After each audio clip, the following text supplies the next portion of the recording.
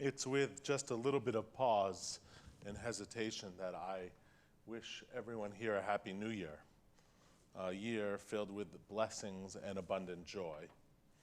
Pause because I'm not sure that the times are also conducive to joy, and because I probably wished you the same message in person last year on January 1st.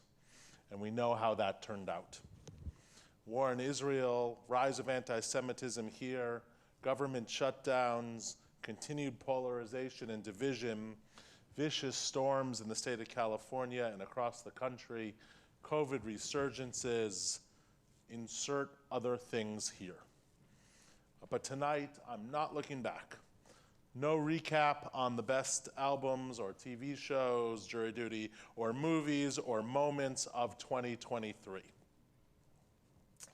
Nevertheless, I am sincere in my wish for happiness and joy. I hope your Kiddush cup overflows with sweetness. Joy isn't just a throwaway line like when we say, "How are you?" to start a phone call. Striving for joy is, for Jews, a commandment. Not just a nice thing to do, but a sacred obligation rooted in the Bible. Ivdu et Adonai b'simcha, serve God with joy, and reiterated by the Hasidic teacher Nachman of Bratslav, who famously said, "Mitzvah gedola lihiyot b'simcha tamid." It is a great mitzvah to always be joyous. Shabbat remains the epitome of joy in Jewish tradition. Yismechu v'malchuta shomrei Shabbat. Those who keep Shabbat rejoice in Shabbat. Those who sanctify the seventh day find joy. My hunch is that's why many of you come to services or tune in each week. Reflection, study, food, song, wine. A few years ago, I had a conversion student who told me he delighted in his Shabbat nap. And since the rabbi told him rest was an essential part of Shabbat, his wife couldn't nag him for not cleaning the gutters. Or take a wedding. When a couple stands under a chuppah, we shower them with 7 blessings known as the Sheva Brachot. Author Anita Diamant calls the 10 synonyms for happiness in the final blessing an orgy of words, a mantra of the varieties of human joy. And Rabbi Daniel Groper writes, words like joy and gladness and delight and laughter and gaiety, pleasure, merriment, glee, mirth, exaltation rain down on a couple. The enumeration of good feelings that end the ceremony is an incitement for the guests to live up to the responsibility to entertain and rejoice with the bride and the groom. The psalmists insist on a joyful disposition, even when things seem bleak or dire. The book of Psalms is sometimes called the first prayer book of our people. Its words have given hope to Jews and others for thousands of years.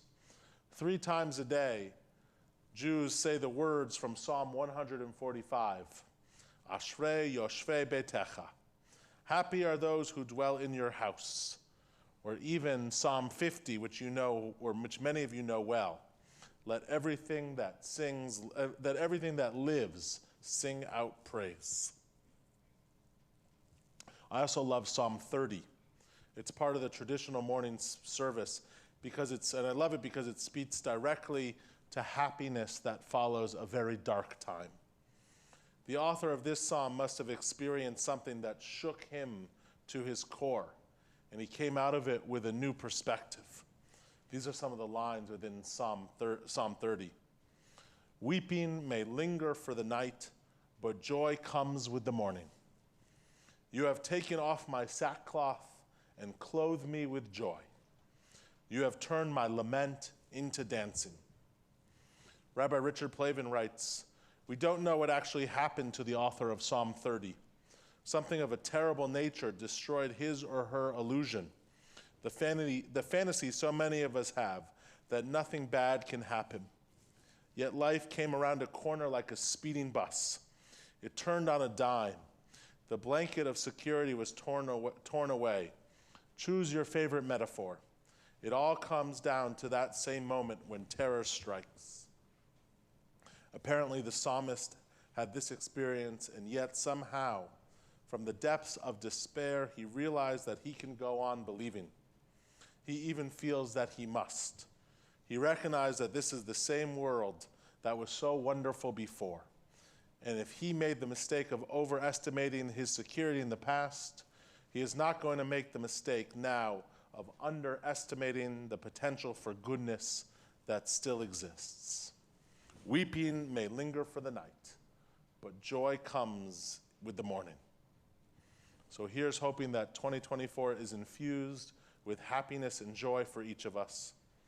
The call for joy isn't Pollyannish or naive. We know that the burdens of the past year will not disappear at the drop of a ball in Times Square or the turn of a calendar. 2024 will not be easy. For some, it will even be harder than 2023. Certainly, we should support those individuals whose burdens are real and whose burdens linger. But despite our history, we generally are not pessimistic or negative people. We have found a way to remain grateful and optimistic in life's toughest times. So maybe as a collective New Year's resolution, we can pursue joy. We know it's there, and we know it's central to who we are as a people. So on this Shabbat, the final Shabbat of 2023, and virtual for many of us still, I invite you to think deep about your pathways to joy. A great meal, a wonderful flowers, a terrific comedy, a walk in the redwoods, Torah study, a phone call with old friends, Shabbat services, delightful music, a great book, a handwritten letter. On this gift of a day, Shabbat, our sacred day of rest and reflection, let us lean into those actions and activities that bring us joy.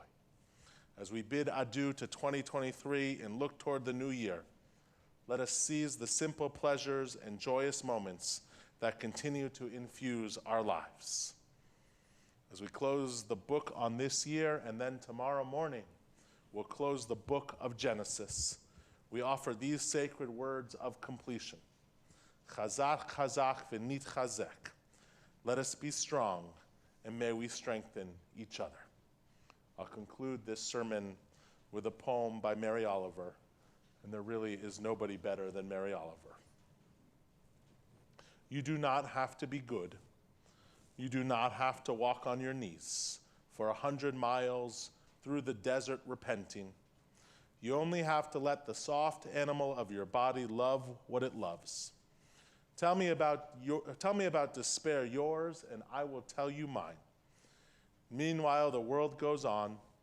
Meanwhile, the sun and the clear pebbles of the rain are moving across the landscapes, over the prairies and the deep trees, the mountains and the rivers. Meanwhile, the wild geese, high in the clean blue air, are heading home again. Whoever you are, no matter how lonely, the world offers itself to your imagination, calls to you like the wild geese, harsh and exciting, over and over announcing your place in the family of things. I invite you to turn to page 253.